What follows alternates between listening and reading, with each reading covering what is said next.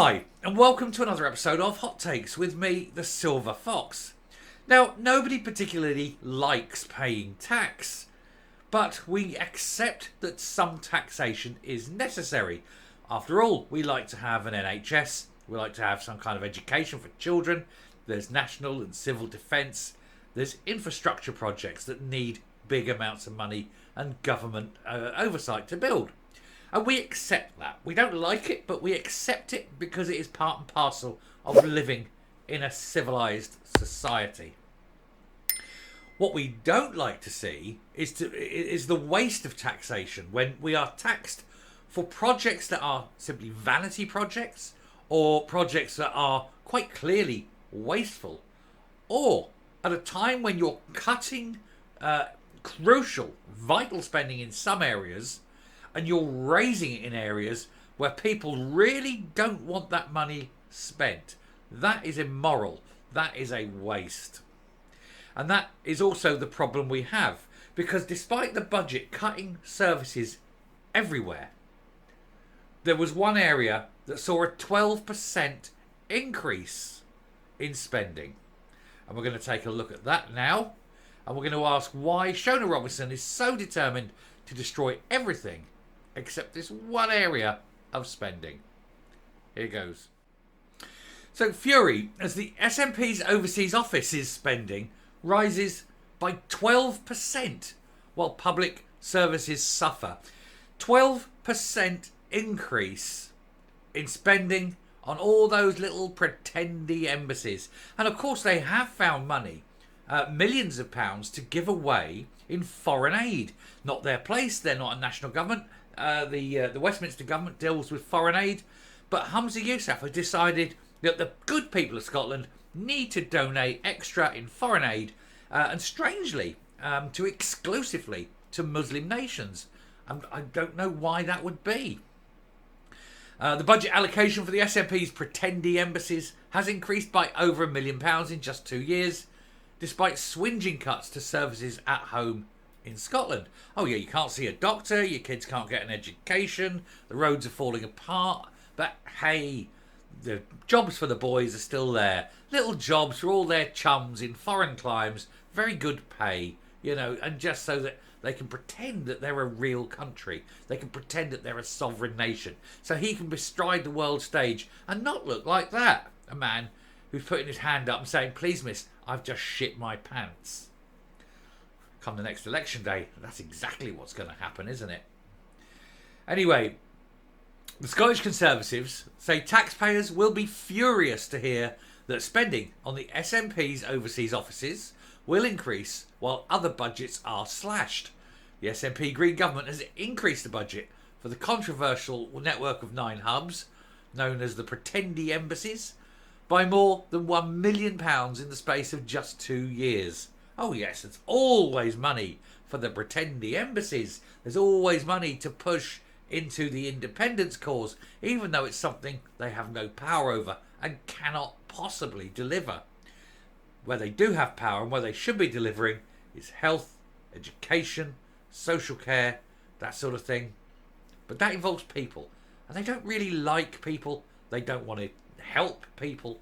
They don't want people to be happy, because they know happy people don't vote for the SNP, which is why their job, of course, is to make everyone impoverished and miserable, and then show them the utopian view of their, single-party Marxist state, that if you'll only just vote for it, we can lead you through to starvation, misery, and death. In 2022-23, the figure was £6,823,000, which then rose to £7,004,000 in the current year.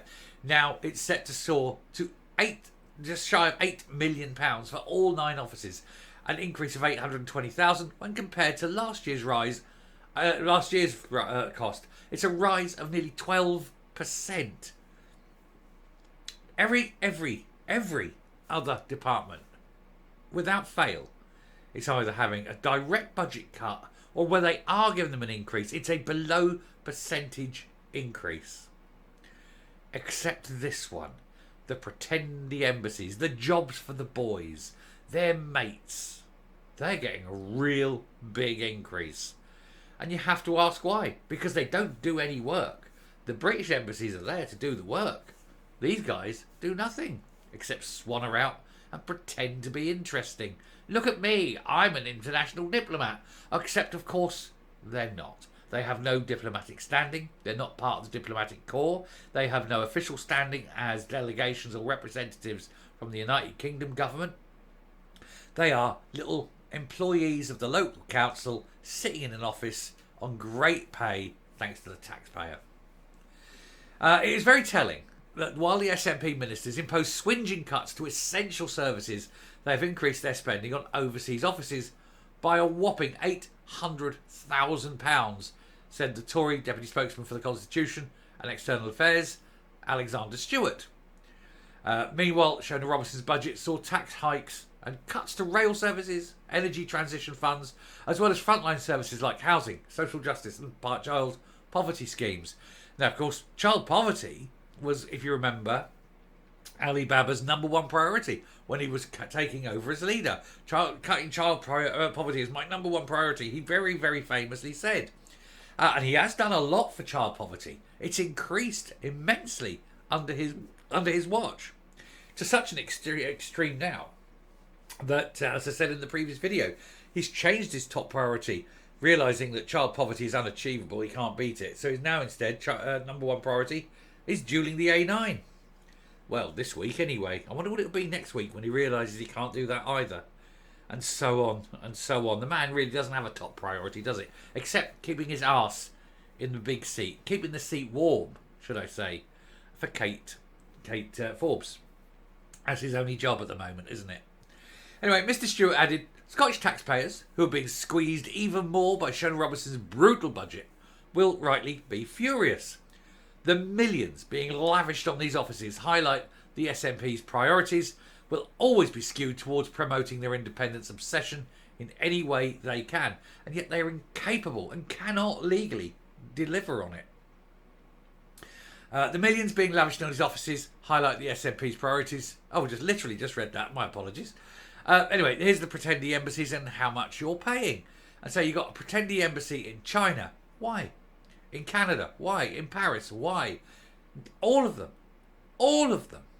You're spending £2.5 million a year on an embassy in London. In London, he could drive down and come back. He could fly down and come back every single day. And it would still be cheaper than the £2.5 million a year keeping a little office in London going. And for what reason? What reason at all? Phones don't work? Zoom doesn't work? Royal Mail broken? Possibly. Even so, no reason for it whatsoever. Anyway, the 9 offices, and you've just seen the list of where they are. The offices in Brussels, the US and China were opened under Scottish Labour before the SNP launched a huge expansion programme under Nicola Sturgeon. Well, there you go. Scottish Labour, just as bad. Will Scottish Labour close those offices that are pointless and needless and can be covered entirely by the British Embassy? Probably not. More waste.